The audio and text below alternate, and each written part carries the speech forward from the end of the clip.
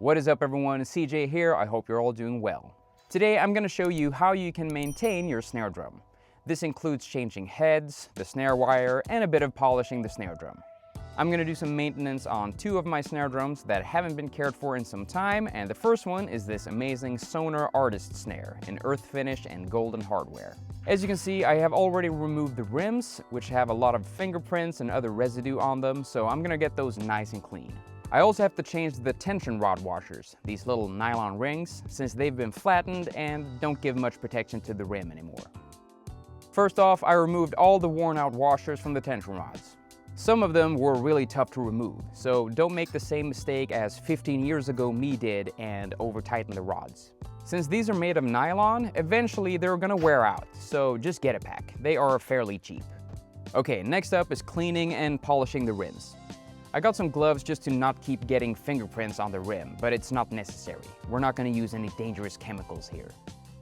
To clean the rims, I just made a mix out of mild dish soap and hot water. And if you have gold-plated rims like these, you certainly don't want to scratch off the gold, so I'm going to use a very soft sponge to scrub the rim. I've read about people using different solutions when cleaning gold hardware, like blending water and ammonia in a tub and letting the hardware soak in there for about 20-30 minutes, but ammonia is pretty potent and I don't have a bathtub here in my studio, so I'm just spraying this on and hoping for the best.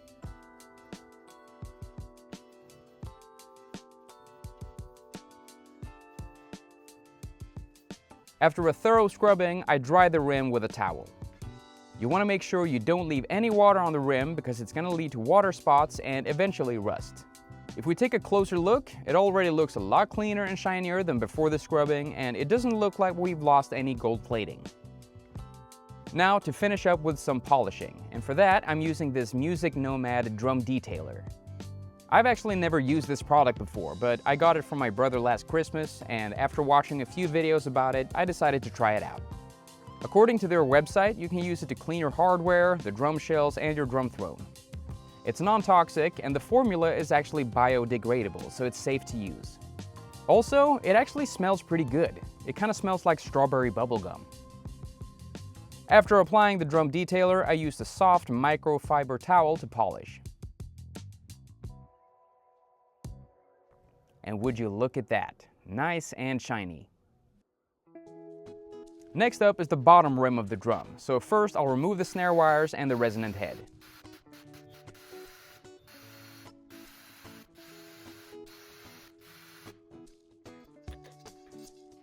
Again, the washers for the tension rods are worn out, so I'm replacing those as well.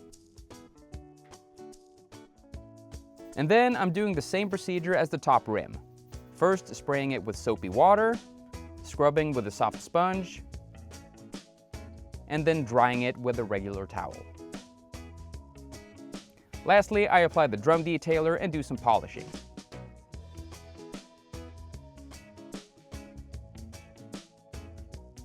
Now I'm going to lightly clean the tension rods. They have a lot of dried up grease and dirt on them, so I'll scrub them gently with the soapy water and then dry them with a towel. Again, you don't want to leave any excess water on them because they will rust. Next up, I decided to freshen up the actual drum shell too. So I grabbed the drum detailer and I sprayed one area of the drum at a time and gently wiped it with a microfiber towel.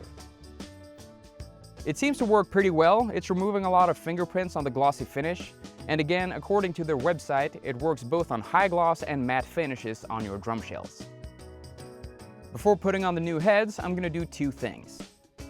The first is to put the new nylon washers on the tension rods. And the next thing is really important. Since we've cleaned the tension rods, and because this snare drum hasn't been maintained in quite a while, we need to apply some new lubricant on the tension rods. So there's a few different lubricants that you can buy that works well, but I usually go with white lithium grease. It's very long lasting and economical, so you don't need to use a lot to lubricate the lugs. And this specific spray bottle came with this thin nozzle, so you can get into tight spaces like these tuning lugs and spray. The next step is to get the tension rods into the drum. I put on the new drum head. First, you need to align the bottom rim correctly so you can thread the snare wires across the throw-off mechanisms. and then carefully set every tension rod into the lugs using your fingers.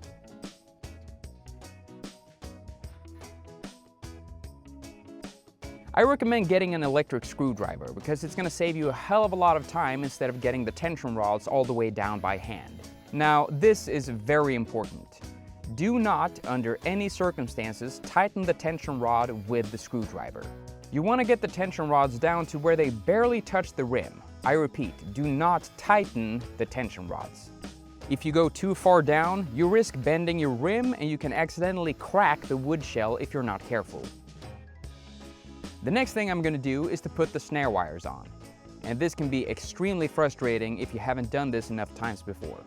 Start by loosening the snare throw off and then apply the snare wires evenly in the center of the drum head. Secure the snare wire on both sides and let it sit. From here, you want to finger tighten the rods, and the most effective way to do this is to use a double-ended drum key.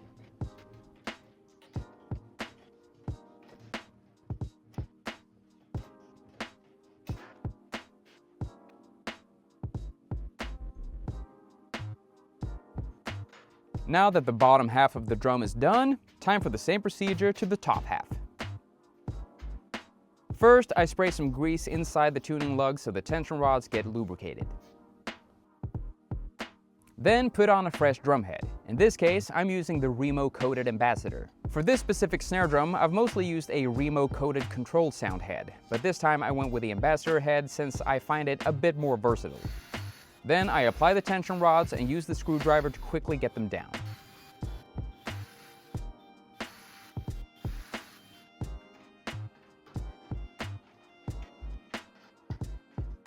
And there you go, guys. Look at that shiny snare drum. Almost looks brand new.